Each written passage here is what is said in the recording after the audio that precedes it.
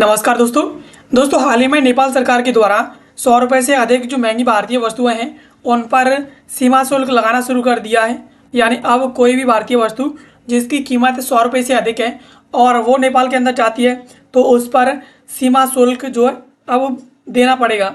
तो इसके चलते नेपाल के अंदर जो चीज़ें हैं वो अब महंगी होना शुरू हो गई हैं और इसने एक बार फिर से नेपाल के अंदर कंट्रोवर्सी शुरू कर दी है। या नेपाल के अंदर सीमावर्ती क्षेत्रों में विवाद होना शुरू हो गए हैं।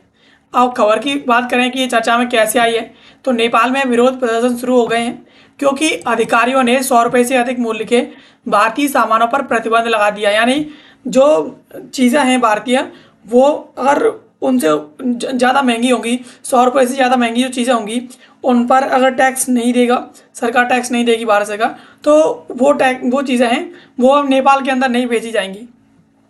अब ऐसा होने की वजह से नेपाल के अंदर विरोध प्रदर्शन होना शुरू हो चुके हैं। यानी इसके खिलाफ नेपाल के अंदर लोग सड़कों पर उतर आए हैं। चलिए इस विवाद के बारे में थोड़ा विस्तार से समझते हैं, क्या कहकर वजह क्या है और ये विवाद अब एक बार फिर से नेपाल के अंदर क्यों शुरू हो चुका है। अब खबर के प्रमुख बिंदुओं के बारे में बात करें तो नेपाल के सीमावर्ती शहर वीरगंज में भारत से आयातित सामानों पर सीमा शुल्क यानी कस्टम ड्यूटी की सख्ती को लेकर के एक बार फिर से विरोध की लहर तेज हो रही है। अब यहाँ पर स्थानीय निवासियों व्यापारियों के द्वारा किए जा रहे इस प्रदर्शन ने सीमा पार होने वाली दैनिक आवाजाही और इसके अलावा व्यापार को काफ़ी ज़्यादा प्रभावित किया है। यानी जैसे ही नेपाल सरकार के द्वारा कस्टम ड्यूटी लगाना शुरू कर दिया है तो अब नेपाल के जो सामान्य स्थानीय निवासी हैं और जो व्यापारी हैं वो अब भारतीय बाज़ारों से चीज़ें नहीं खरीद पा रहे हैं। अब इसी वजह से नेपाल के अंदर जो विरोध प्रदर्शन है वो शुरू हो चुके हैं। 100 रुपये के अनिवार्य सीमा शुल्क का कार्यान्वयन, यानी नेपाल सरकार ने भारत से आने वाले 100 नेपाली रुपए से अधिक मूल्य की जो किसी भी सामान पर सीमा शुल्क वसूलने के नियम है उन्हें सख्ती से लागू कर दिया है। यानी अब 100 रुपये से अधिक मूल्य की अगर कोई भी चीज़ होगी उस पर नेपाल सरकार सख्ती से टैक्स वसूल करेगी ही करेगी। इसके अलावा वीरगंज जैसे प्रमुख प्रवेश बिंदुओं पर सुरक्षा एजेंसियों की इस कार्रवाई ने दशकों से चली आ रही सहज सीमा पार खरीद बिक्री की व्यवस्था को बाधित कर दिया है।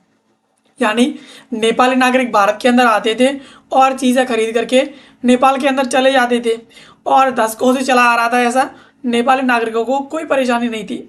लेकिन यहाँ पर देखने को मिला है कि सुरक्षा एजेंसियों के द्वारा अब इस रूल को स्ट्रिक्टली फॉलो करना शुरू कर दिया है और सभी लोगों की चेकिंग की जा रही है।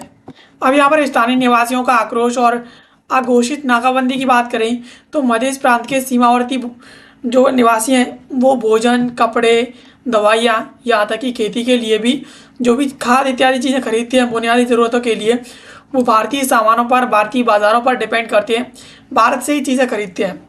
अब स्थानीय प्रदर्शनकारियों और इसके अलावा जन अधिकार पार्टी ने इसे अघोषित नाकाबंदी करार दिया है क्योंकि छोटे स्तर की खरीदारी पर भी अब भारी कर और इसके अलावा लंबी जांच का सामना यहाँ पर करना पड़ रहा है। यानी नेपाली नागरिक चाहे 100 रुपये की चीज़ खरीदें या उससे अधिक की खरीदें तो उन्हें वहाँ पर भी उन्हें चीज़ों की जो कीमतें हैं वो काफ़ी ज़्यादा महंगी उन्हें नज़र आ रही हैं। अब यहाँ पर जो लोग अपनी छोटी छोटी ज़रूरतों की चीज़ों को भारत से खरीद रहे हैं तो उन्हें वहाँ पर उस जगह पर कितनी ज़्यादा परेशानी का सामना करना पड़ रहा होगा। तो इसी वजह से नेपाल के अंदर एक बार फिर से ये कंट्रोवर्सी है वो शुरू हो गई। अब यहाँ पर राजस्व रिसाव और इसके अलावा ज़ीरो टॉलरेंस नीति की बात करें तो नेपाल के सीमा शुल्क अधिकारियों का स्पष्ट कहना है कि यह नियम नया नहीं है बल्कि सीमा शुल्क अधिनियम का ही एक हिस्सा है। अब इसे अवैध आयात को पूरी तरह रोकने के लिए ज़ीरो टॉलरेंस दृष्टिकोण के साथ लागू किया जा रहा है। यानी नेपाल के जो अधिकारी हैं उनका कहना है कि ये जो नियम है वो हाल ही में लागू नहीं किया है, ये पहले से लागू था।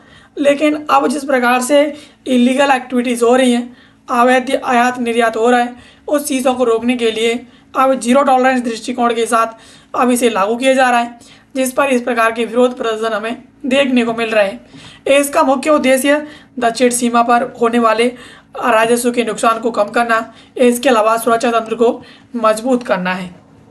यानी से नेपाल सरकार का कहना है कि उसे दक्षिणी सीमा पर राजस्व में काफ़ी ज़्यादा नुकसान हो रहा है और इसी वजह से अब नेपाल सरकार मजबूत सुरक्षा तंत्र अपनाते हुए अब टैक्स वसूलना, जो सीमा शुल्क है, कस्टम ड्यूटीज़ है, वो अब वसूलना उसके द्वारा शुरू कर दिया है। संयुक्त निगरानी और सुरक्षा जांच में तेज़ी की बात करें तो वर्तमान स्थिति यह है कि सीमा चौकियों पर सुरक्षा विभाग यानी सीमा सुरक्षा विभाग, राजस्व जांच दल, सशस्त्र पुलिस बल एपीएफ, इसके अलावा जिला प्रशासन की टीमें तैनात कर दी गई हैं जो लोगों की जांच कर रही है। अब भारतीय बाजारों से लौटने वाले प्रत्येक व्यक्ति के बैग पैकेट की गहन तलाशी ली जा रही है, जिसके कारण सीमा पर यात्रियों की लंबी लंबी इस प्रकार से आपको कतारें हैं वो देखने को मिल रही है। यानी अब नेपाल सरकार कर क्या रही है कि जो लोग भारतीय बाजारों से चीज़ें खरीद के ले जा रहे हैं, अब उन लोगों की वो जांच कर रही है, चाहे उनके पास बैग हो, पॉकेट हो, कुछ भी हो, वो इस चीज़ की चेक कर ले रही है और ये चीज़ देख रही है कि उसके द्वारा क्या चीज़ खरीद करके लाई गई है और अगर उसकी कीमत 100 रुपये से अधिक है तो उस पर उसे कस्टम ड्यूटी देना पड़ेगा। तो इस प्रकार से सख्ती से ये नियम है वो लागू कर दिया गया है।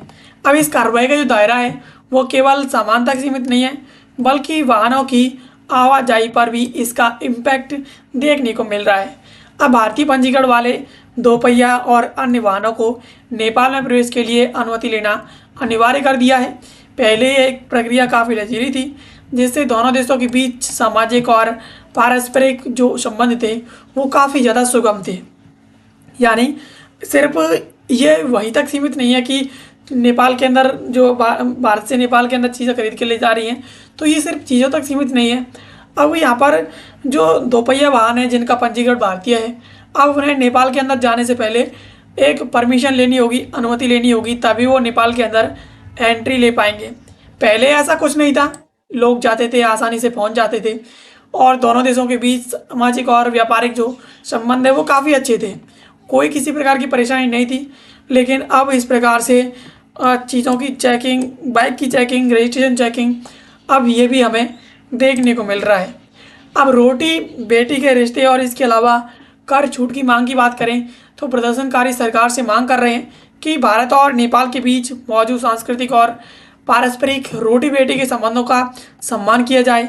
उनकी मुख्य मांग यह है कि घरेलू उपयोग और इसके अलावा व्यक्तिगत उपभोग के लिए लाए जाने वाले 100 रुपये से अधिक के सामान को इस दायरे से मुक्त रखा जाए, ताकि आम नागरिक हैं उनकी आजीविका प्रभावित ना हो। यानी जो भी प्रदर्शनकारी हैं जिनके द्वारा इसके खिलाफ आवाज़ उठाई जा रही है, वो कह रहे हैं कि भारत और नेपाल दोनों के संबंध सांस्कृतिक और पारिवारिक रूप से काफ़ी ज़्यादा अच्छे हैं और जो लोग अपनी घरेलू ज़रूरतों के लिए, व्यक्तिगत ज़रूरतों के लिए भारतीय सामान पर डिपेंड करते हैं, अब उन्हें उन चीज़ों को खरीदने की अनुमति दी जाए और ऐसे सामान को इस दायरे से मुक्त रखा जाए, ताकि किसी भी नागरिक को इस प्रकार की कोई भी परेशानी फेस ना करनी पड़े। यानी जब भी कोई भी नागरिक नेपाल से आए भारत के अंदर चीज़ें खरीदने के लिए, तो जिस चीज़ की कीमत 100 रुपये से अधिक है, तो अगर वो उस चीज़ को खरीदे तो उस चीज़ की वजह से उस नागरिक की आजीविका पर, नागरिक के व्यक्तिगत जीवन पर, व्यक्तिगत उपभोग पर किसी भी प्रकार का कोई परेशानी ना आए। तो इस प्रकार से नेपाल सरकार से लोगों के द्वारा, प्रदर्शनकारियों के द्वारा डिमांड की जा रही है। तो दोस्तों ये थी खबर जिसको आज के इस वीडियो हमने समझा। ऐसे वीडियोज़ के लिए आप हमें सब्सक्राइब कर लीजिए।